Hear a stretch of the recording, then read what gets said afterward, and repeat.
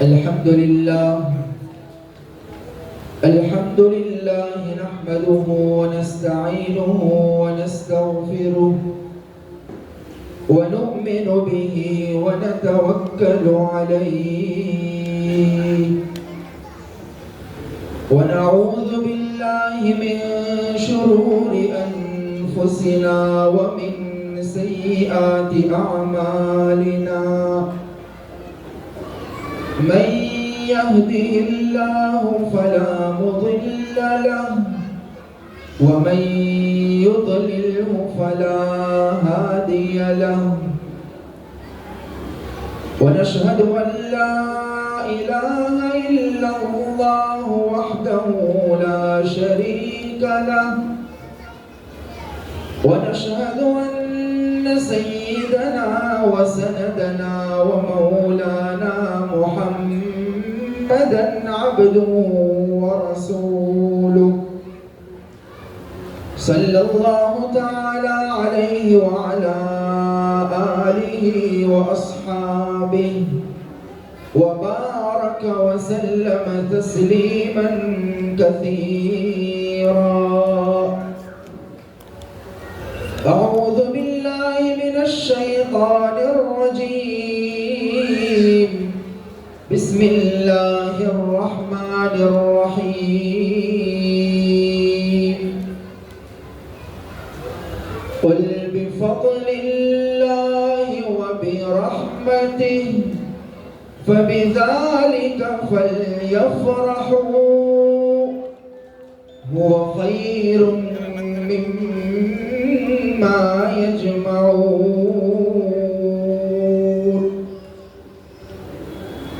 صدق الله العظيم.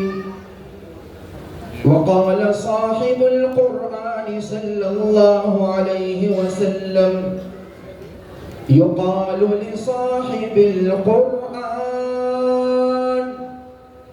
اقرأ وارتقي اقرأ وارتقي ورتل كما كنت ترتل في الدنيا فإن منزلك عند آخر آية تقرأها أو كما قال النبي صلى الله تعالى عليه وسلم. وصدق رسوله النبي الأمي الكريم ونحن على ذلك لمن الشاهدين والشاكرين والحمد لله رب العالمين. گفتگو کے آغاز سے پہلے حضرت محتمیم صاحب کی اگر اجازت ہو قرآن کریم کے حوالے سے چند اشعار آپ کی خدمت میں پیش کر دوں. مشہور نظم ہے قرآن کریم کے حوالے سے، بڑی شاندار بہترین اس کے الفاظ ہیں. عبرت اور نصیحت اور عمل کی نیت سے ان اشعار کو سماعت فرمایا. نور فطرت نور حق نور خدا قرآن ہے.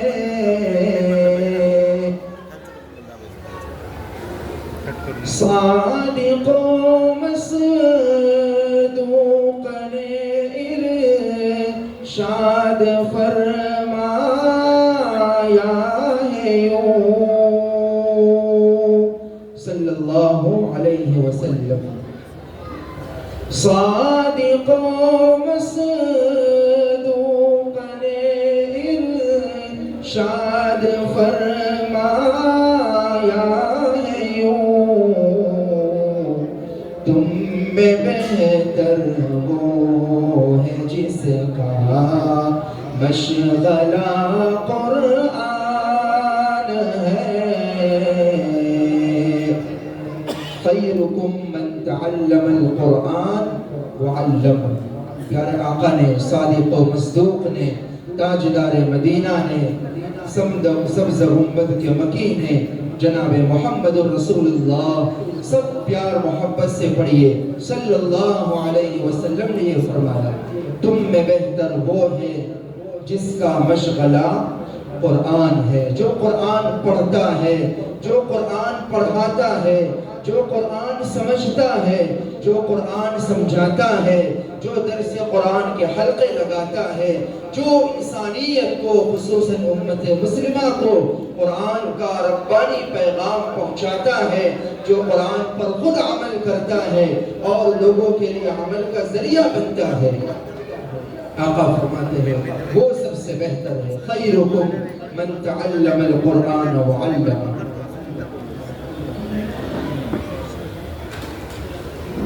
کر سکارا تو بدل اسے میں نہ کوئی آج تک. کہہ دو بے شک. کر سکارا تو بدل اسے میں نہ کوئی آج تک. کس قدر محفوظ و جامع من و ان قرآن ہے. کس قدر محفوظ و جامع من و ان قرآن ہے. انا نحن نزلنا الذکر و انا له لحافظون. اللہ پاک نے وعدہ فرمایا ہم ہی نے اس کلام کو، اس کتاب کو، قرآن حکیم کو نازل فرمایا ہے اور اس کی حفاظت بھی ہم ہی کرنے والے ہیں. تورات، انجیل، زبور ان کے حوالے سے یہ کہہ دیا گیا بِمَسْتَحْفِظُوا مِنْ کِتَابِ اللَّهِ، مگر کلام مقدس قرآن حکیم کے بارے میں اللہ پاک نے خود اس کی حفاظت کا ذمہ لیا. اور سورہ نحل میں ابھی بچے سے ہم نے تقریر میں بھی سنا لا يأتيه الباطل من بين يديه ولا من خلفه تنزيل من حكيم حميد. نہ اس میں کوئی تحریف کر سکتا ہے، نہ رد و بدل کر سکتا ہے، نہ کوئی کمی بیشی کر سکتا ہے. ایک ذرے کے برابر اس میں کوئی اونچ نیچ کی ذرے کے برابر کوئی گنجائش نہیں ہے. 1500 سال پہلے. بہت خوبصورت بات ابھی پیارے بچے نے عرض کی تھی. تمام کتابیں تورات، زبور، انجیل اکٹھا نازل کر دی گئی. قرآن مقدس اکٹھا نازل نہیں ہوا. کتنے سالوں میں اس کا نزول مکمل ہوا؟ اب حضرات کے علم میں ہوگا نا. میں اپنے ان بھائیوں سے خاص طور سے مخاطب ہوں. میں شہنشی پر جلوہ افروز علماء کرام سے تو بس دعاؤں کی التماس کرتا ہوں. اصل مخاطب حفاظ کرام، طلبہ عزیز اور دور دراز سے تشریف لائے ہوئے مہمانان مکرم ہیں. 23 سال کے عرصے میں قرآن کریم تھوڑا تھوڑا کر کے نازل کیا گیا. جب بھی قرآن مقدس کی کوئی آیت کریمہ نازل ہوتی، پیارے نبی جناب محمد رسول اللہ صلی اللہ علیہ وسلم کے حکم سے کاتبین وحی کی ایک ٹیم تھی جس میں سیدنا معاویہ رضی اللہ تعالی عنہ بھی تھے اور کئی صحابہ کرام اس میں شامل تھے. اللہ کے رسول صلی اللہ علیہ وآلہ وسلم کے حکم سے قرآن کریم کی ان آیتوں کو لکھ لیا جاتا. کبھی کسی درخت کی چھال پر، کبھی کھجور کے پتوں پر، کبھی کسی پتھر پر، الگ الگ مختلف اشیاء پر قرآن کی مختلف آیتوں کو لکھ لیا جاتا. بچے نے یہی بات آپ حضرات کی خدمت میں پیش کی تھی.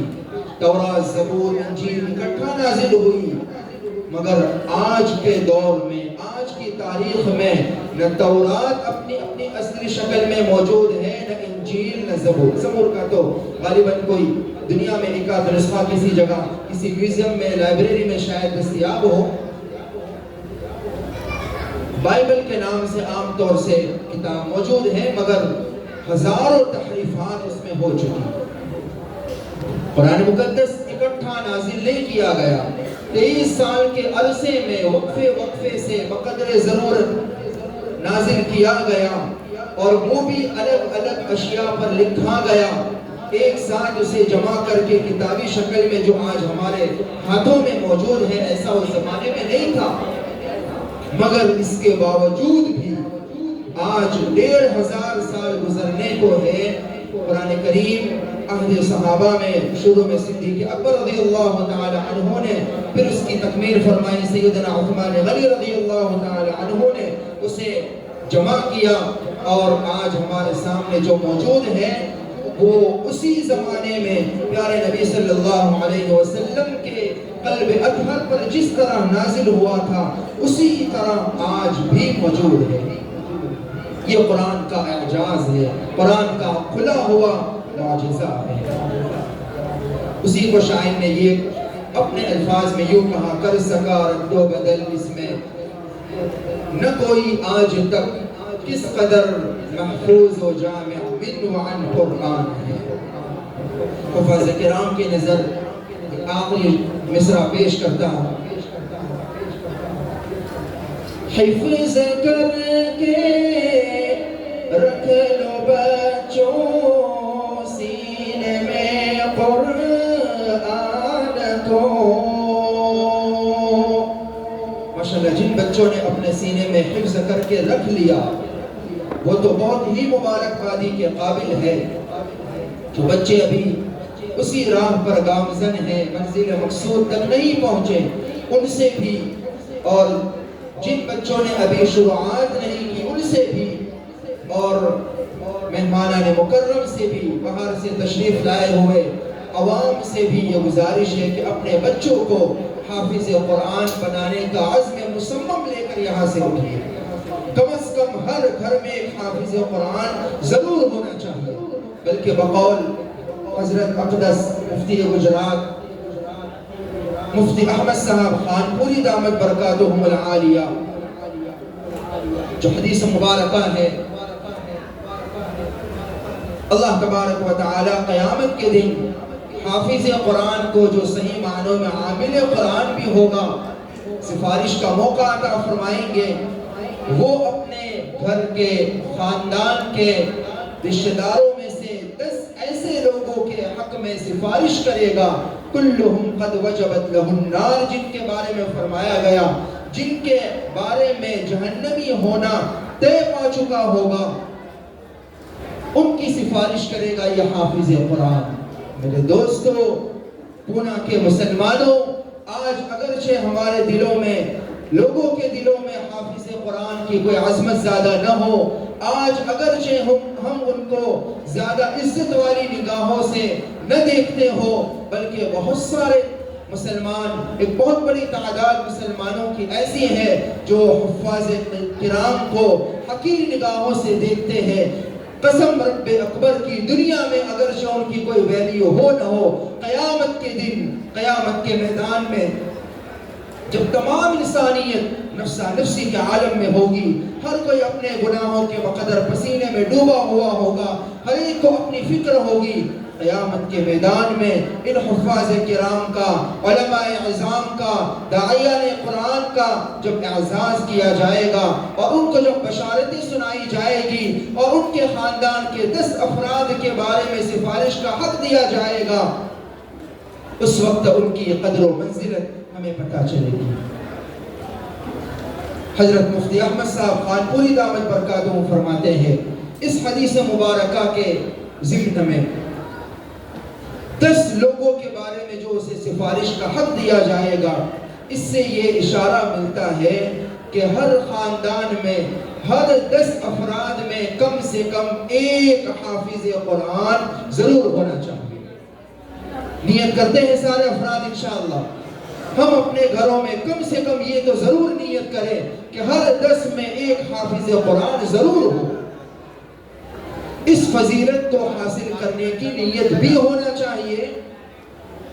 جو لوگ یہ کہتے ہیں کہ ہمیں جنت سے کوئی سروکار نہیں، ہمیں دوزخ کا کوئی خوف نہیں، غالباً حضرت عبد الماجد دریابادی رحمۃ اللہ علیہ نے کسی موقع پر لکھا ہے، اگر یہی بات ہوتی کہ ہمیں جنت کی کوئی طلب نہیں، دوزخ سے کوئی مطلب نہیں، ہم تو بس اللہ کی خاطر عمل، بے شک یہ ہونا چاہیے، عبادت، ریاضت، اطاعت، اللہ ہی کی خاطر، اللہ ہی کی رضا کے لیے ہونا چاہیے، مگر جنت کی طلب، جہنم کا خوف بھی ہونا چاہیے۔ حضرت مولانا عبد الماجد دریابادی رحمۃ اللہ علیہ فرماتے ہیں، لکھتے ہیں، اگر یہ بات نہ ہوتی تو اللہ تبارک و تعالیٰ نے قرآن مجید میں جنت کے ایسے بہترین اور دلکش مناظر نہ پیش فرمائے ہوتے، جنت کے شوق دلانے والے اور ترغیب والی آیتیں اپنے کلام میں نہ نازل فرمائی ہوتی، اور دوزخ کی ایسی ترغیبی آیتیں اور دوزخ کے ایسے خوفناک مناظر اور ایسے دل دہلانے والے مناظر اپنے کلام میں اس کی آیتیں نہ اتاری ہوتی۔ روزوں کے تعلق سے، اسی طرح قیام اللیل کے تعلق سے جو روایت آئی ہے، اس میں ایک لفظ احتساباً، اس کا بھی ذکر ہے۔ اس کا ایک مطلب یہ ہے کہ اجر و ثواب کی امید پر، تو نیت یہ بھی ہونا چاہیے کہ حافظ قرآن ہمارے خاندان میں ہو، اس کی برکت سے ہم گنہگاروں کا بیڑا پار ہو جائے، اس کی برکت سے اللہ تعالی ہمارے حق میں جنت کا فیصلہ فرما دے، اس کی سفارش سے ہمیں جنت نصیب ہو جائے۔ اور اس کے علاوہ بے شمار نیتیں اور بھی ہم کر سکتے ہیں۔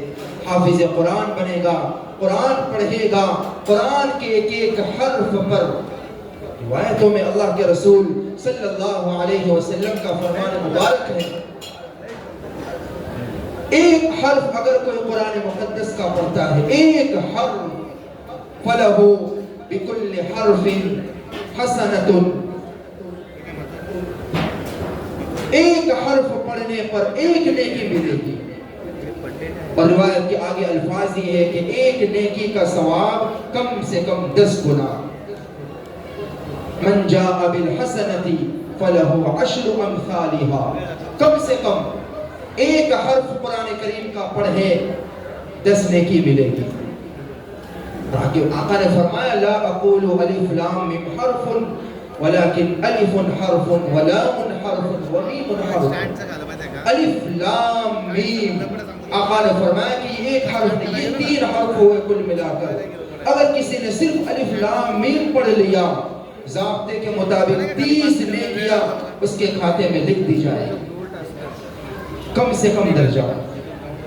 پورے قرآن کریم میں لاکھوں کی تعداد میں حروف ہے، اس کو ضرب دیجئے 10 کے ساتھ، ایک قرآن کریم مکمل کرنے پر لاکھوں کی تعداد میں آپ کے کھاتے میں اجر و ثواب لکھا جائے گا۔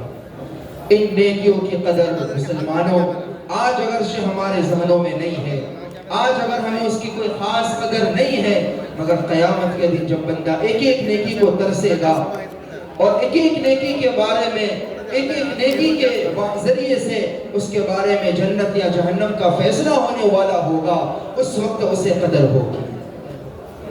یہ بھی نیت ہو کہ کلام مقدس حفظ کرنے کے بعد بہترین انداز سے کلام پاک پڑھے گا، ہزاروں لاکھوں نیکیاں اس کے کھاتے میں آئے گی، اور ہم نے اپنے خاندان کے بچے کو حافظ قرآن بنانے میں جو تعاون پیش کیا ہوگا، اس کا سپورٹ کیا ہوگا، مالی اعتبار سے، دعاؤں کے اعتبار سے، ہر طرح سے اس کا تعاون کیا ہوگا، وہ قرآن پڑھے گا، اصلاً ثواب اسے ملے گا، بالواسطہ ہمیں بھی ثواب ملے گا۔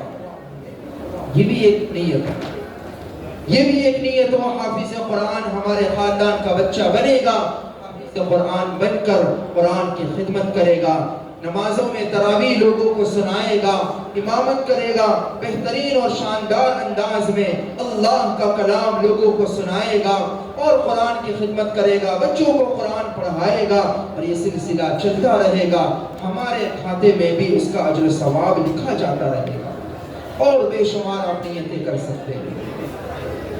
تو ان بچوں سے، ان بچوں کی نظر یہ شعر، حفظ کر کے رکھ لو بچوں سینے میں قرآن کو،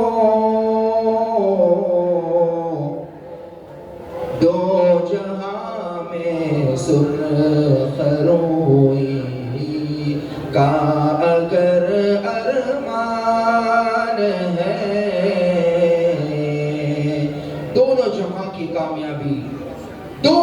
علماء کی کامیابی میرے دوستو قرآن مقدس سے وابستہ ہے۔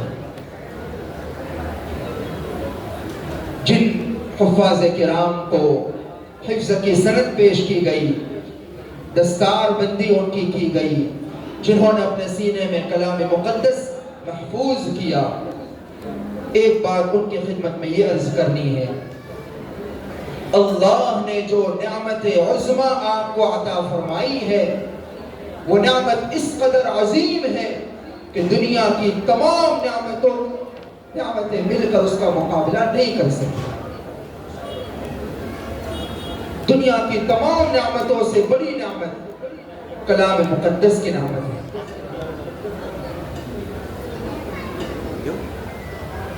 اور یہ بات میں اپنی طرف سے نہیں کہہ رہا، رب العالمین نے فرمایا قل بفضل اللہ وبرحمتہ فبذلک فلیفرحوا هو خیر مما یجمعون۔ محبوبہ ارشاد فرما دیجئے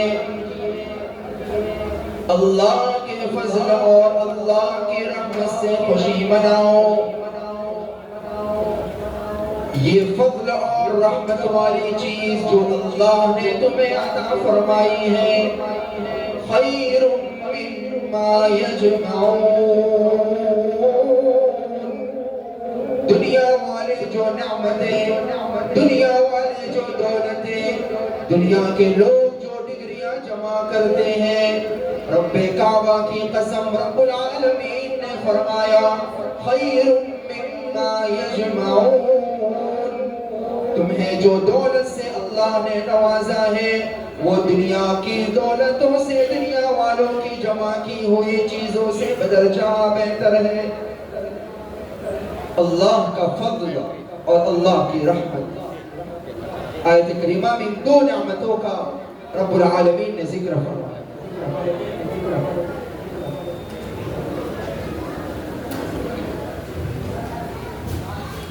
وقت میں اتنی گنجائش نہیں ہے ورنہ ابھی بس تمہیدی گفتگو شروع کرنے کا ارادہ تھا۔ خیر آیت کریمہ کا ترجمہ، اس کے تفسیر میں متعدد اقوال ہے۔ ایک قول یہ بھی ہے کہ فضل سے مراد بھی قرآن ہے اور رحمت سے مراد بھی قرآن ہے، ایک تفسیر ہے۔ اس کا مطلب یہ ہوا، اللہ پاک یہ فرماتے ہیں کہ اے حفاظ کرام، اے علماء عظام، قرآن کی جو نعمت، قرآن کے جو علوم ہم نے تمہیں عطا فرمائے ہیں اس کی قدر کیجیے، اس پر اللہ کے دربار میں سجدے شکر بجا لائیے، خوشی کا اظہار فرمائیے۔ اما بنعمت ربک فحدث، یہ اللہ کی عظیم نعمت اللہ نے اپنی طرف سے تمہیں عطا فرمائی ہے۔ اس نعمت کے بعد اگر کوئی دنیا کے کسی مالدار کو دیکھ کر ران ٹپکائے، اس نعمت کے حاصل ہو جانے کے بعد اگر دنیا کے کسی بڑے سے بڑے عہدیدار کو دیکھ کر اپنے بارے میں احساس کمتری کے میں مبتلا ہو، بڑے بڑے مالداروں کو دیکھ کر اگر اس کے دل میں کوئی خیالات ادھر ادھر کے پیش آتے ہیں، اس کا مطلب پھر یہ ہوگا اللہ نے جو نعمت اسے دی ہے اس نے اس کی ناقدری کی۔ خیر مما یجمعون فرمایا، ان لوگوں نے جو نعمتیں جمع کر رکھی ہے وہ ساری کے ساری نعمتیں، ساری کے ساری دولتیں، سارے کے سارے عہدے، ساری کے ساری ڈگریاں اس قرآن کی نعمت کے مقابلے میں معمولی ہے، کم ہے۔ ایک درخواست حفاظ کرام اور علماء کرام کی خدمت میں یہ عرض ہے کہ اللہ کی اس نعمت پر شکر ادا کرنا چاہیے، بلکہ فخر کے جذبات ہونے چاہیے۔ دوسری بات، آخری بات، مہمانوں سے جو دور دراز سے تشریف لائے ہیں ان کی خدمت میں یہ عرض ہے کہ ان مدارس کی قدر کیجیے۔ انگریزوں نے جب اپنے حکومت کے پنجے ہندوستان میں گاڑے، اس کے بعد انہوں نے اپنی حکومت کو مزید مستحکم بنانے کے لیے، اپنے پنجوں کو اور زیادہ یہاں مضبوطی سے گاڑنے کے لیے عیسائی مشنریاں شروع کی اور عیسائی مذہب کی تبلیغ بھی شروع کر دی۔ اگرچہ ان کا مقصد ہندوستان کی تمام قومیں تھی، ان کا ٹارگٹ تمام قوموں کو متاثر کرنا تھا۔ غیر ایمان والی قومیں جلد متاثر ہو گئی، مگر ایمان والوں نے جلد اس کا تأثر نہیں لیا، بلکہ وہ ان کے مقصد میں آڑ بن گئے، رکاوٹ بن گئے۔ چنانچہ انہوں نے اسلام کے خلاف، اسلامی تعلیمات کے خلاف، اسلامی قوانین کے خلاف، قرآن کی حقانیت کے خلاف، احادیث نبویہ کے خلاف جھوٹ اور پروپیگنڈے پھیلانا شروع کر دیے۔ وہ دور جبکہ اسلام کی حفاظت کا مسئلہ بہت زیادہ درپیش تھا، اللہ تبارک و تعالی نے چند مرد مجاہد کے دلوں میں ایک نسخہ کیمیا ڈالا، اور وہ نسخہ کیمیا تھا مدارس کا قیام۔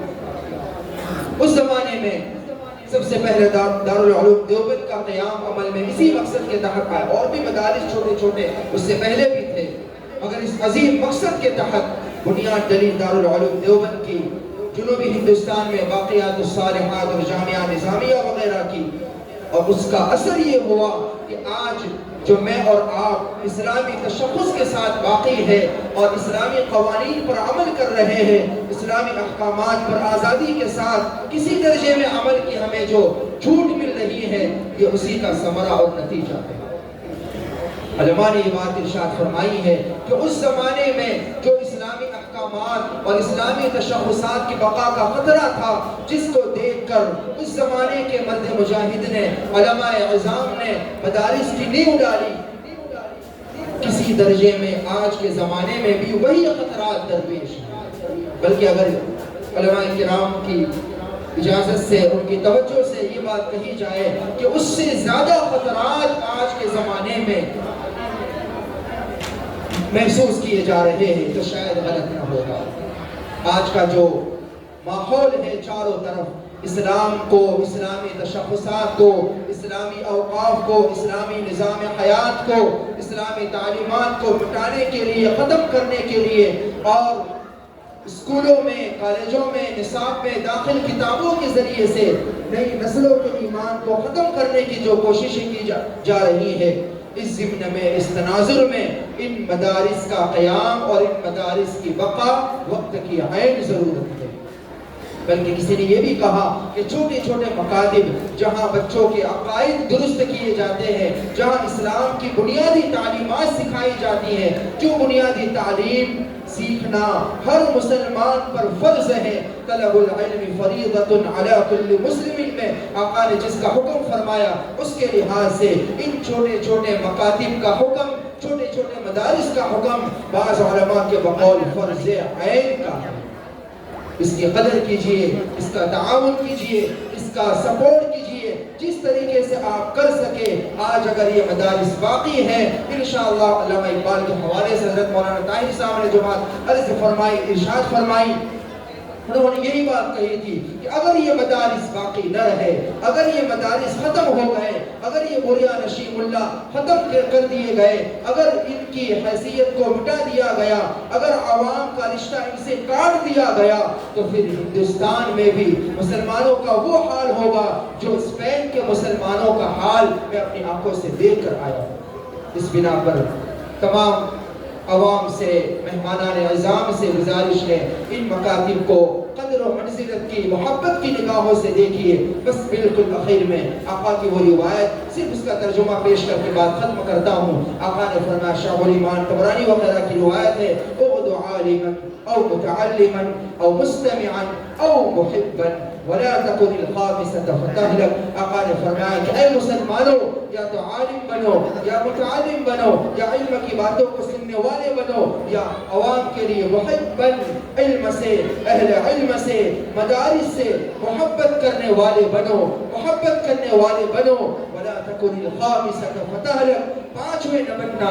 پانچویں سے کیا مراد؟ علماء نے فرمایا پانچویں سے مراد یہ ہے، علم سے، اہل علم سے بغض نہ رکھو، ان کی برائیاں نہ کرو، ان کی نفرتیں اپنے دل سے نکال دو، ان کو حقیر نگاہوں سے دیکھنا چھوڑ دو، ورنہ تو ہلاک ہو جاؤں گے۔ اللہ تعالیٰ ہونے والے اس اجلاس کو بے انتہا قبول فرمائے، تمام اراکین کو، تمام منتظمین کو، تمام معاونین کو اور بچوں کی حوصلہ افزائی کے لیے جن احباب نے بھی اپنے قیمتی عطیات پیش کیے، رقومات پیش کیے، تحفے پیش کیے، اللہ تعالیٰ ان تمام کو بھی انتہا قبول فرمائے، اور اللہ تبارک و تعالیٰ اس جلسے کو سارے عالم کی ہدایت کا ذریعہ فرمائے، خصوصاً بستی میں ہدایت کے پھیلنے کا ذریعہ فرمائے۔ اللہ تعالیٰ اس مدرسے خیر العلوم کو دن دگنی رات دگنی ترقیات سے نوازے، ہر طرح کے شرور و فتن سے محفوظ فرما لے، اور اللہ تعالیٰ اپنی رضا کامل کے ساتھ اخلاص،